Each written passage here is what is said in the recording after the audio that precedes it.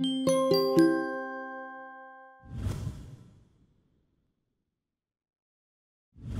this video, we're going to talk about variations, what they are, and how they can help buyers compare choices and find their perfect new item. Variations are different versions of the same product.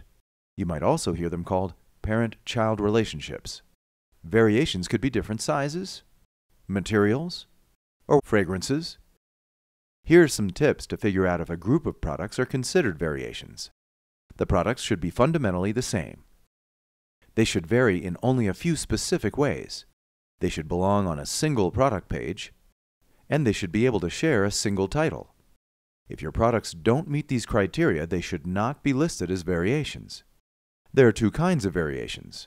Single variations have only one configurable option, and double variations have two. Also good to know, if you offer customization, you can put both variation and customization options on a single detail page. Want to learn more about how to use variations? Check out Help in Seller Central for tips, tricks, and first-hand advice from other makers in the Handmade community.